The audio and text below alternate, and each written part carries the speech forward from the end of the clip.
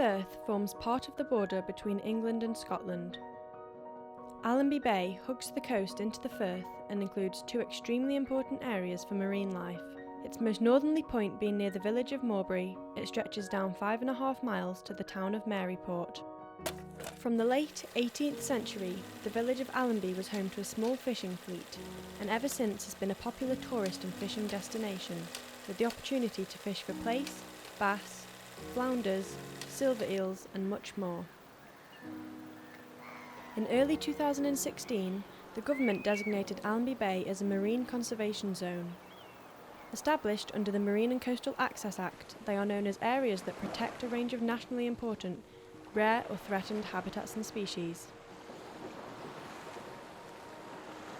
Despite this work in 2016, Allonby Bay is not as healthy as it needs to be. So in 2023, it was decided that it would become one of the 3 newly developed, highly protected marine areas in the UK. A highly protected marine area, which is also known as a HPMA, are areas of the sea and shoreline that allow protection and full recovery of marine ecosystems, allowing it to thrive. This is thought of as a gold standard of marine protection, as HPMAs have a critical role to play in our ocean's recovery.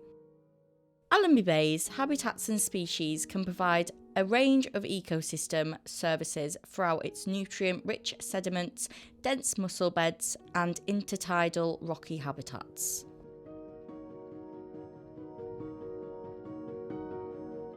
We took a trip to Allonby to meet Amber Gould from Cumbria Wildlife Trust to get more insight into highly protected marine areas.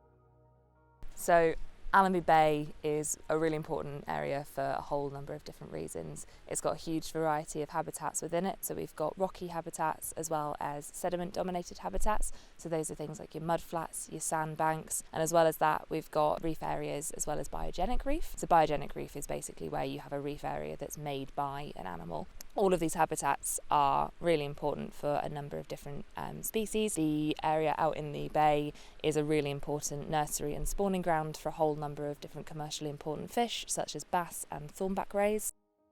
The sediments themselves are really rich in nutrients, so that attracts a whole host of different foraging seabirds. So we can get things here such as guillemots, gannets, Manx shearwater, potentially even puffin, and some of these species, they are using foraging grounds that are quite close to them. They don't forage too far away from where they live, so having areas like this protected is really important to keep them going and keep them with a bountiful supply of food.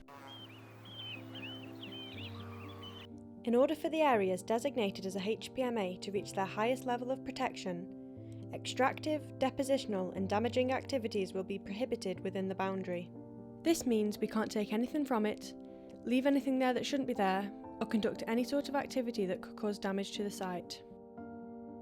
HPMAs are also adopting a whole site approach, meaning that instead of just protecting the features within a site that are important, the protection will be extended to the entire site and its surrounding area so the entire ecosystem can be protected in the same way. One of the other really important things that we have here is that Allonby Bay has one of the best examples of honeycomb worm reef in the UK. This is a really interesting reef. It's made by the honeycomb worm, and each worm makes a little tube out of sand and sediment, and these tubes cluster together to form this honeycomb-like structure. In some ways, each little hole is like a tiny worm apartment. This is where the worm lives and feeds. Most commonly found in intertidal zones along southern and western coasts of Britain, the structure of the reef formations depends on the conditions of their location, as the worms need hard substrates to settle on as well as sand to build their tubes with. Because of this, rocky shorelines allow some of the densest developments of the reef. Acting as a filter feeder, the worms extend their feeding tentacles into the water column when the tide is high to catch floating particles of plankton. This means that living on the shoreline of Allonby is not only practical but is also critically beneficial in order for their growth and the biodiversity that comes along with it. If we don't protect these habitats, if we don't protect these kind of areas, then not only does that have consequences for the habitats and the species that are living on them, it also has knock-on effects for us as well. So if we lose these spawning grounds, then our fish stocks decline. If we don't have those habitats giving us that coastal protection, then that protection that we get declines as well, and that has economic and other sort of social consequences of having that flooding coming in. So it's really important that we look after these ecosystems so that they can look after us. We know that this area is fairly well protected and hasn't suffered a whole lot of damage at this point, so it's in a fairly good condition to then see what happens if we actually give it a full amount of protection. As well as being important for the species that live here, these habitats also serve some really important purposes for us as well. A lot of the habitats that we see here are known as blue carbon habitats. The reason for their name is because they capture and store away carbon from the atmosphere, and they can lock that away in the sediments for hundreds and even thousands of years. That's a really important tool that we then have to help in the fight against climate change and reducing global warming and the effects of that in the future.